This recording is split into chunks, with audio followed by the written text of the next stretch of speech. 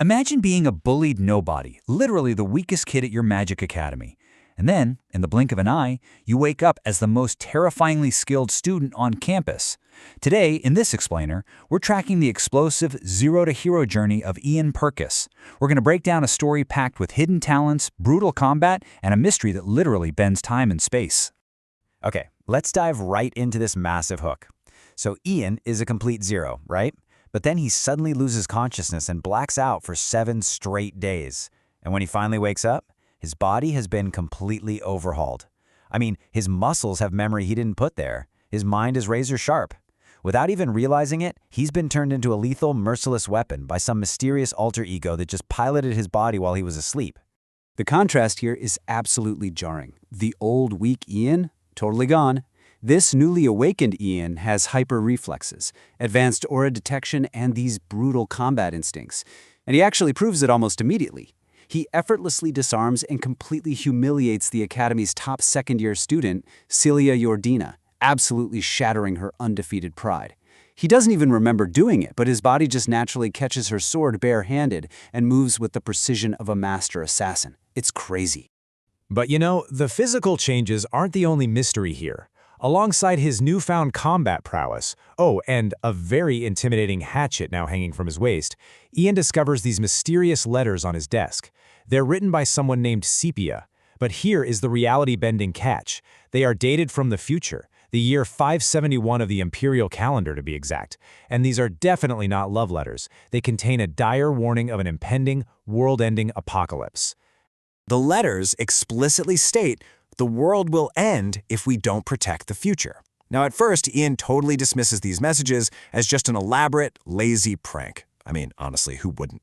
But ignoring them comes with a devastating cost. The letters specifically warned about an attack in the southern forest, and because Ian didn't act, his good friend Emma from the alchemy department is brutally mauled by a magic wolf in that exact forest while she was out looking for herbs. Act 1. The Consequence and Resolve. Consumed by guilt over Emma falling into a coma, Ian realizes he just can't live a normal passive life anymore. He vows to actively rewrite this tragic future. So, the crucial takeaway here is that Ian doesn't just grieve, he channels pure, cold rage. Armed with a presence-concealing potion Emma actually made for him, he heads straight into the southern forest. He silently hunts down the exact pack of magic beasts that hurt her. In this high-stakes, shadowy ambush, he unleashes lightning magic through his blades, swings his hatchet with brutal force, and personally executes the beast that mauled Emma, sealing his revenge in blood. Act 2. Forming the ultimate team.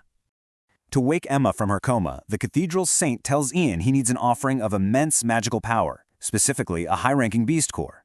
To get it, Ian sets his sights on winning the Academy's Grand Hunting Festival. But he obviously can't do it alone. The catch, though, the powerhouse team he builds is completely dysfunctional. He recruits his former rival Celia Yordina for melee DPS, his childhood friend Celine Haster as an expert tracker, and an arrogant fourth-year mage named Elsie Reinella for heavy magic support. They're incredibly talented, sure, but they absolutely hate each other. So how do you unite oil and water? Well, Ian uses ruthless efficiency. First, he demolishes a gang of third-year bullies who are harassing Celia, which earns him her absolute loyalty. Second, to recruit Elsie, he literally shatters her ultimate magical shield using pure brute hatchet strength, pretty much terrifying her into cooperation. And finally, to stop the infighting and establish command, he defeats his childhood friend Celine in a brutal, bloody sword duel, stopping his blade just a millimeter from her chest. He proves his dominance to force these clashing personalities to work as one lethal unit. Act 3. The Hunting Festival Climax. The festival kicks off, and Ian's newly forged team steps into the southern forest, only to face an absolute nightmare. They're ambushed by a giant, horned, magic wolf. And this thing isn't just huge. It can literally bend and stretch its own body in impossible angles to dodge attacks, all while blasting the team with devastating lightning magic. It is a boss fight of epic proportions. The cinematic pacing of this battle is just breathtaking. Ian knows they have to work together perfectly, so he acts as frontline bait, taking massive damage and drawing the beast's deadly lightning. This creates a split-second opening. Celia unleashes the illusionary swords of her family's secret golden lion technique to disorient the wolf. Elsie fires her ultimate magic blast, and as the beast reels, Ian sacrifices his own safety, getting bitten in the arm just to get close enough to drive his blade straight through the monster's skull. And against all odds, they actually pull it off. But the victory is stolen in seconds. Just as the adrenaline settles, Celia's tyrannical older sister Delphine Jordina launches a cowardly ambush. Her squad drops out of the trees, knocking out Ian's exhausted teammates. Delphine claims the beast for herself, looking down at them with a smirk, declaring survival of the fittest. Seeing his friends, Celia, Celine, and Elsie, bleeding in the dirt triggers something really dark inside Ian. It pulls him right back into that cold, merciless psychopath mindset we saw during his 7-day blackout. He doesn't just want to win anymore. He wants to break Delphine. Now, Delphine is incredibly powerful. She unleashes her master-level Golden Lion aura. But driven to the brink, Ian has an absolute epiphany. He remembers his topology classes and the concept that all movement begins in stillness. And with that, he unlocks a master-level spatial step technique that literally bends reality itself. In a breathtaking sequence, Ian recognizes the spatial footprints on the battlefield. He drops his weapons, completely bypassing Delphine's ultimate attack unarmed. He bends space to essentially teleport directly in front of her faster than she can even process. In a fraction of a second, he's holding her own dagger to her throat. He doesn't just defeat her, he forces the proud heir of the Jordina family to publicly apologize to his team, threatening to feed her to the magic beasts if she ever touches them again. Just incredible.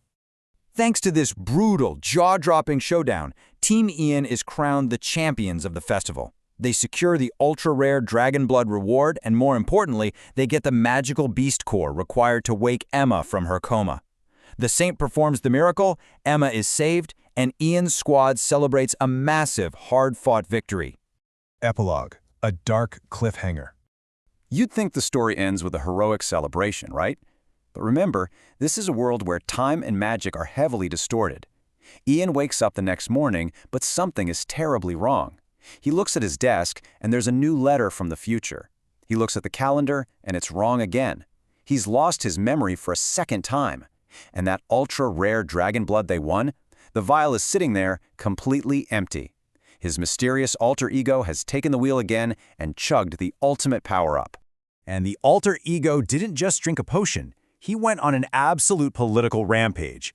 Ian quickly discovers that while he was blacked out, his alter ego went to the cathedral and brutally attacked the saint's elite bodyguard Yurin. And he didn't just brawl, he utilized Moon Reversal, a highly classified martial art from the Holy Nation, and unleashed forbidden Imperial Dragon script magic, an ability strictly limited to the Emperor's bloodline. He used all of this terrifying power to violently extort highly confidential intelligence regarding local orphanages from the saint. Which leaves us with this final, chillin' question to ponder. If the entity living inside Ian Purkis has the forbidden power of an emperor, the combat skills of a master assassin, and a dark, ruthless ambition involving the future of the world, how long until the original, weak Ian is erased entirely? Who is really the one pulling the strings of time? Thanks for joining me on this explainer. If you want to see where this insane timeline goes next, you know what to do. Keep questioning, keep learning, and I'll catch you on the next deep dive.